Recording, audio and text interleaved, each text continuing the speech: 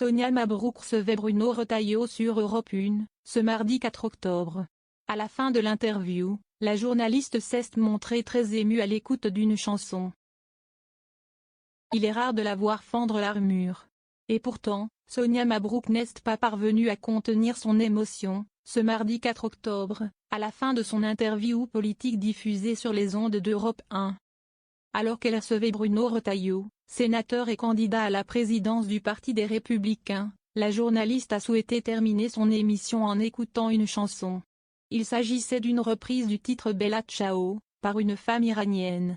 Cette interprétation est devenue un symbole en Iran où des manifestations se poursuivent depuis le décès de Mahsa Amini, une jeune femme décédée 3 jours après son arrestation par la police des mœurs iraniennes pour port de vêtements inappropriés.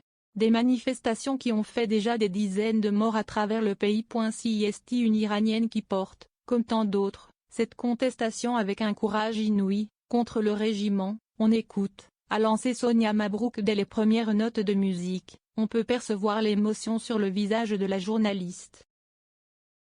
Si elle a tenté de retenir ses larmes, elle n'y est finalement pas parvenue. Je crois que tout est dit. Merci Bruno Retailleau, a finalement conclu l'intervieweuse d'Europe 1. Et l'homme politique d'ajouter, tout est dit comme la larme qui coule de vos yeux. Vous êtes très émue, Sonia, nous aussi.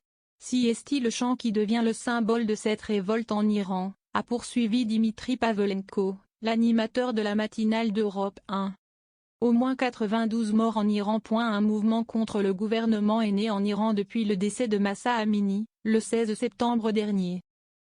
De violents affrontements ont d'ailleurs éclaté dans la nuit de dimanche 2 à lundi 3 octobre entre étudiants et forces de sécurité dans l'université de technologie Sharif à Téhéran, la plus prestigieuse d'Iran.